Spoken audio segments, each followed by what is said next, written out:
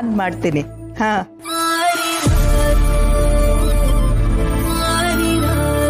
ಯಾಕಜ್ಜಿ, ಯಾಕೆ ಬೆಳಗ್ಗೆನೆ ಆರಾಸಾಸ ಕೈ ಆಗ್ತಿದ್ಯಾ? ಹಬ್ಬ ದಿನನೇ ನನಗೆ ಹಬ್ಬ ಮಾಡಿಸ್ಬೇಕು ಅಂತಿದ್ದೀರಾ? ಏನು ಬೇಡ, ನೀನ್ ಪಾಡು ನೀನ್ ಸುಮ್ಮನೆ ಇದ್ಬಿಡು.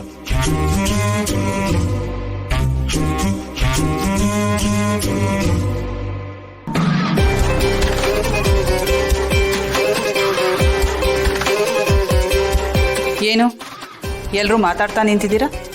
ನಿನ್ ವಿಚಾರನೆ ಮಾತಾಡ್ತಿದ್ವಿ. ಇವತ್ತು ಹಬ್ಬ ಅಲ್ವಾ, ಈ ಮನೆ ಯಜಮಾನಿ ಆದ ನೀನು ಎಲ್ರಿಗೂ ಎಣ್ಣೆ ಹಚ್ಚಬೇಕು. ಎಲ್ರಿಗೂ ಅಂದ್ರೆ ಎಲ್ರಿಗೂ ಹಚ್ಬೇಕು, ಪ್ರೀತಿಗೂ ಹಚ್ಬೇಕು, ಅವನ್ನ ಬಿಡೋ ಹಾಗಿಲ್ಲ.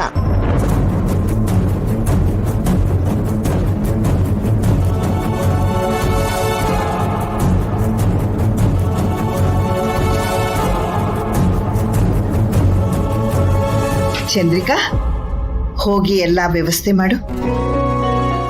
ಓಂ ಚಾಮುಂಡೇಶ್ವರಿಯೈ ನಮಃ, ಓಂ ಭಗವತಿಯೈ ನಮಃ, ಓಂ ಶ್ರೀ ಗೌರಿಯೈ ನಮಃ, ಓಂ ಲಕ್ಷ್ಮೀದೇವಿಯೈ ನಮಃ.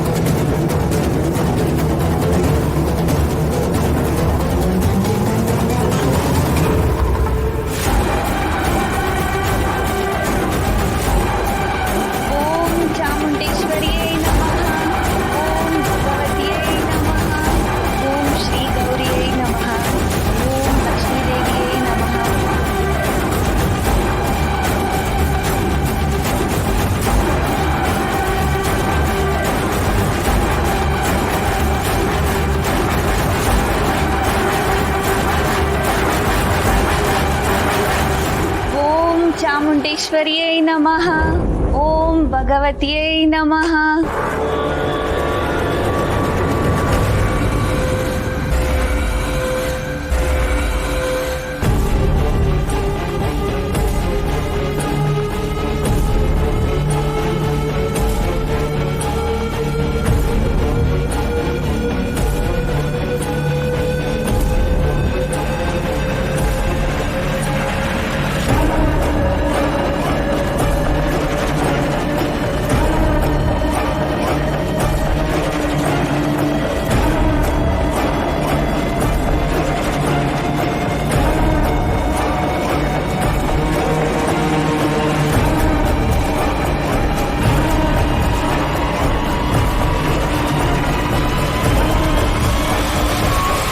ಏನ್ ನಡೀತಾ ಇದೆ ಇಲ್ಲಿ?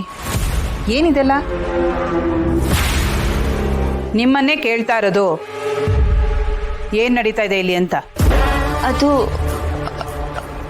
ಅದು ಮೇಡಮ್, ಪೂಜೆ ಮಾಡ್ತಿದ್ದೀನಿ ಮೇಡಮ್. ಪೂಜೆ ಮಾಡಿದ ತಕ್ಷಣ ಕೆಲ್ಸಕ್ಕೆ ಹಾಜರಾಗ್ತೀವಿ ಮೇಡಮ್, ಲೇಟ್ ಮಾಡಲ್ಲ. ನನ್ನ ಪ್ರಶ್ನೆ ಅದಲ್ಲ. ಏನಿದು ಹೊಸದಾಗಿ ಪೂಜೆ ಪುನಸ್ಕಾರ ಅಂತೆಲ್ಲ? ನಾನು ಯಾವತ್ತೂ ಇದನ್ನೆಲ್ಲ ನೋಡೇ ಇಲ್ವಲ್ಲ. ಅದು ಮೇಡಮ್, ಹಬ್ಬ ದೀಪಾವಳಿಗೆ ನಮ್ಮ ಕಡೆ ಹೀಗೆ ಪೂಜೆ ಮಾಡ್ತಾರೆ. ನಮ್ಮ ಕಡೆ ಎಲ್ಲ ಹೀಗೆ ಮೇಡಮ್, ಬೆಳಿಗ್ಗೆ ಎದ್ದು ಲಕ್ಷ್ಮೀ ಪೂಜೆ ಮಾಡ್ತೀವಿ. ಲಕ್ಷ್ಮೀ ಪೂಜೆನಾ? ಎಲ್ಲಿ ಹೋದ್ಲಿ ಇವಳು? ಪತ್ತೆನೇ ಇಲ್ಲ.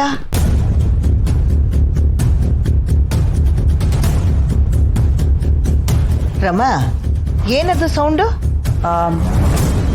ಔಟ್ ಹೌಸಲ್ಲಿ ಗೌರಿ ಮತ್ತೆ ಶ್ಯಾಮಲ ಲಕ್ಷ್ಮೀ ಪೂಜೆ ಮಾಡ್ತಾ ಇದ್ದಾರೆ.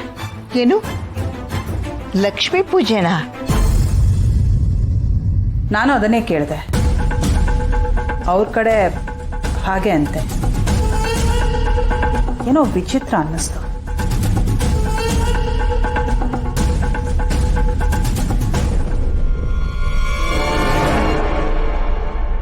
ಸರಿ ಸರಿ ಆಯ್ತು. ಹರ್ಷ, ನಡಿ ಕೂತ್ಕೋ.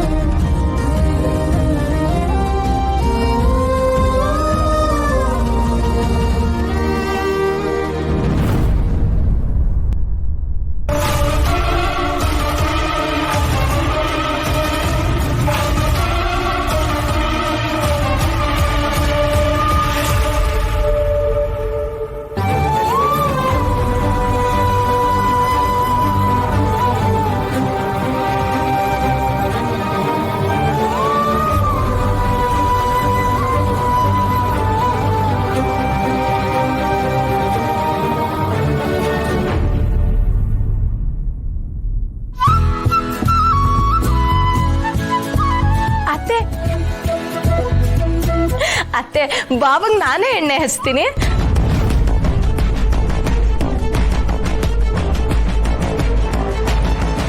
ಅದು ಹೇಗಿದ್ರು ಮದ್ವೆ ಆದ್ಮೇಲೆ ಬಾವಂಗ್ ನಾನೇ ಎಣ್ಣೆ ಹಚ್ಬೇಕಲ್ವಾ, ಅದಕ್ಕೆ ಈಗ್ಲಿಂದಾನೇ ಅಭ್ಯಾಸ ಮಾಡ್ಕೊಳ್ತೀನಿ. ಕುಡಿಯತ್ತೆ.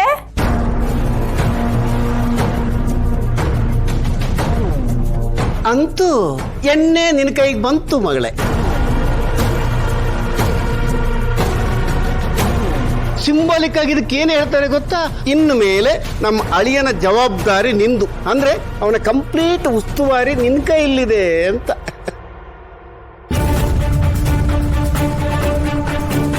ಅಲ್ವಾ ತಂಗ್ಯವ್ವ?